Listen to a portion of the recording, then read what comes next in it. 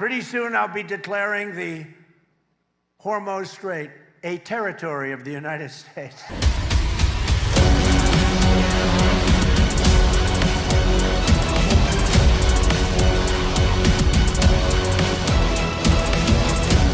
உலக பொருளாதாரத்தோட இதய துடிப்பா விளங்கக்கூடிய மத்திய கிழக்குடைய மிக முக்கியமான கடல்சார் வர்த்தக பாதை உங்க எல்லாருக்கும் தெரியும், ஹார்முஸ் நீரிணை. இந்த ஹார்முஸ் நீரிணை இப்ப சர்வதேச வணிக கப்பல்களுடைய நடமாட்டமே இல்லாம மயான அமைதியோட ஸ்தம்பித்து போய் நிற்குது. முன்னெப்போதும் இல்லாத வகையில கப்பல் போக்குவரத்து பூஜ்ய நிலையை எட்டி உலக நாடுகளை உலுக்கி இருக்கு. வணிக கப்பல்கள் மேல நடத்தப்படக்கூடிய தொடர் தாக்குதல்களால சர்வதேச கப்பல் நிறுவனங்கள் என்ன பண்றாங்கன்னா ஹார்முஸ் பாதையை முற்றிலுமா தவிர்க்க தொடங்கி இருக்கிறாங்க.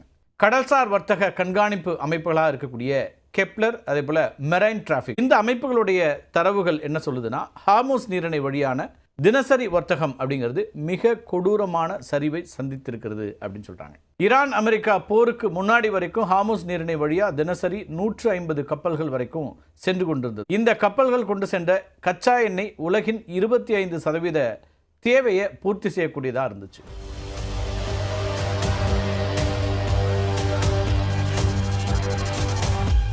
போருக்கு இடையில கூட கடந்த மாதத்தில் 50 கப்பல்கள் வரைக்கும் சென்று கொண்டிருந்த நிலை தான் இருந்துச்சு. ஆனால் இப்போ இந்த எண்ணிக்கை 8ஆக குறைந்து விட்டது. அதுவும் ஈரானுடைய நட்பு நாடுகளுடைய கப்பல்கள் மட்டுமே ஹார்முஸ் பாதையை பயன்படுத்தக்கூடிய ஒரு சூழல் இருக்குது அப்படின்னு இந்த டேட்டா சொல்லுது.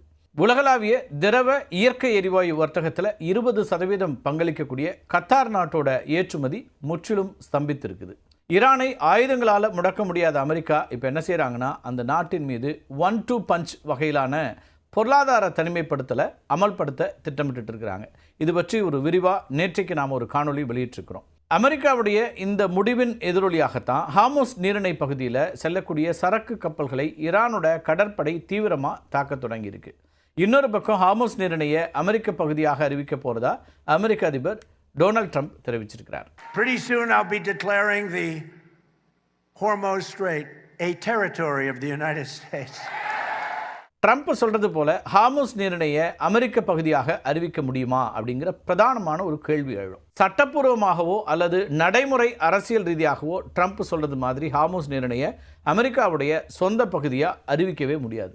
ஒரு நாட்டோட கடற்கரையிலிருந்து 12 நாட்டிக்கல் மைல், அதாவது சுமார் 22 கிலோமீட்டர் வரைக்கும் தான் அந்த இருக்கக்கூடிய அந்த பகுதி இருக்கு இல்லையா, அதுதான் அந்த நாட்டோட பிராந்திய கடல் எல்லைக்கு உட்பட்டது. ஹார்முஸ் நீரிணையினுடைய மிக குறுகிய பகுதியினுடைய அகலமே 21 நாட்டிக்கல் மைல் தான். இதோட வடபகுதி ஈரானுடைய எல்லைக்கும் தென்பகுதி ஓமன் நாட்டின் எல்லைக்கும் அமைந்திருக்குது. அதனால புவியியல் ரீதியாக இந்த நீர்நிலைக்கு சொந்தக்காரர்கள் ஈரானும் ஓமனும் மட்டும்தான். ஒரு சர்வதேச அமைப்பையோ அல்லது மற்றொரு நாட்டின் பிராந்தியத்தையோ அமெரிக்கா ஒருதலை பட்சமாக தன்னுடைய சொந்த பகுதியாக இணைக்கிறதுங்கிறது சர்வதேச சட்டங்களுக்கு விரோதமானது. ஐக்கிய நாடுகள் சபை வகுத்திருக்கக்கூடிய சர்வதேச சட்டங்களின்படி ஹார்முஸ் நீரிணை ஒரு சர்வதேச கப்பல் போக்குவரத்து நீர்வழி பாதை. இதுபடி பார்த்தோம்னா உலக நாடுகளுடைய அனைத்து வணிக கப்பல்களுக்கும் போர்க்கப்பல்களுக்கும் தடையின்றி செல்லக்கூடிய உரிமைங்கிறது இருக்குது.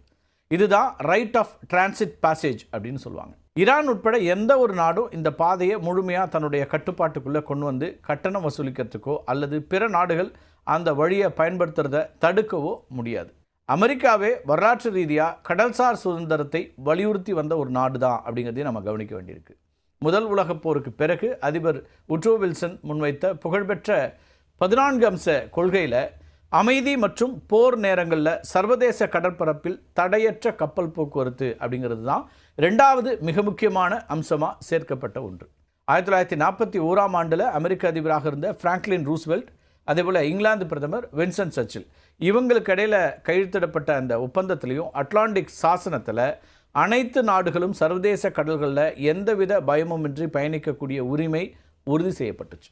அதுக்கு பிறகு 1979 ஃபோனாப்ஸ் அப்படின்னு சொல்லப்படக்கூடிய freedom of navigation operations program அப்படிங்கிற அந்த திட்டத்தை அமெரிக்கா அறிமுகப்படுத்துச்சு. சர்வதேச சட்டத்தை மீறி கடல் எல்லைகளை சொந்தம் கொண்டாடக்கூடிய நாடுகளுக்கு எதிராக நடவடிக்கை எடுக்கிறது தான் இதனுடைய நோக்கமாக இருந்துச்சு. இந்த கடல்சார் சுதந்திரத்தை பாதுகாக்க வேண்டும் அப்படிங்கிறத அமெரிக்கா தன்னுடைய கொள்கையாகவே வைத்திருக்கக்கூடிய ஒரு நாடு. அதனால தான் ஹார்முஸ் அமெரிக்காவினுடைய ஒரு பகுதியாக அறிவிக்கப்படும் அப்படிங்கிற ட்ரம்ப்போட அறிக்கை இருக்கு இல்லையா, அது சர்வதேச சட்டத்திற்கும் அமெரிக்காவுடைய கொள்கைகளுக்குமே எதிரானது. இப்போ ட்ரம்ப்போட இந்த அறிவிப்புக்கு ஈரான் அரசு பகடி கலந்த ஒரு பதிலடியை கொடுத்துருக்குறாங்க. ஹார்மோஸ் நீரிணை ஈரானுக்கு சொந்தமானது, எப்போதும் ஈரானுக்கு மட்டுமே சொந்தமாக இருக்கும். அதை திறக்கிறதும் மூடுறதும் ஈரானுடைய உத்தரவுப்படி மட்டுமே நடக்கும் அப்படின்னு ஈரானோட வெளியுறவுத்துறை துணை அமைச்சர் காசம் அப்படிங்கிறவர் சொல்கிறார். ஹார்மோஸ் நீரிணையை ட்வீட் மூலமாகவோ விமானம் தாங்கி போர்க்கப்பல்கள் மூலமாகவோ கைப்பற்றி விட முடியாது அப்படின்னு ட்ரம்ப்போட பேச்சை அவங்க நகைப்புக்குள்ளாக்கக்கூடிய ஒரு பதில் சொல்கிறாங்க. ஈரான் அமெரிக்காவுடைய இது போன்ற வெற்று மிரட்டல்களுக்கு பயப்படாது அப்படின்னும் இந்த காசிம் அவரோட பதிலில் சொல்கிறார். ட்ரம்ப் இப்படி தான் அடிக்கடி ஏதாவது ஒரு பகுதியை அமெரிக்காவோட இணைத்துக்கொள்வேன் அப்படின்னு சொல்லிக்கொண்டே இருப்பார் அப்படிங்கிறதையும் நம்ம கவனிக்க வேண்டியிருக்கு. டென்மார்க் நாட்டோட தன்னாட்சி பகுதியாக இருக்கக்கூடிய பிரம்மாண்டமான கிரீன்லாந்து ஐலாண்டை அமெரிக்கா விலைக்கு வாங்க விரும்புகிறதா ட்ரம்ப் சொல்லியிருந்தார். ஆர்டிக் பகுதியில் சீனா மற்றும் ரஷ்யாவுடைய ஆதிக்கத்தை தடுக்கிறதுக்கும் கிரீன்லாண்டில் இருக்கக்கூடிய அரிய கனிம வளங்களை சொந்தமாக்கிறதுக்கும் அமெரிக்காவுக்கு இது உதவும் அப்படின்னு கருதி கிரீன்லாண்டை கேட்க தொடங்கினார் ட்ரம்ப்.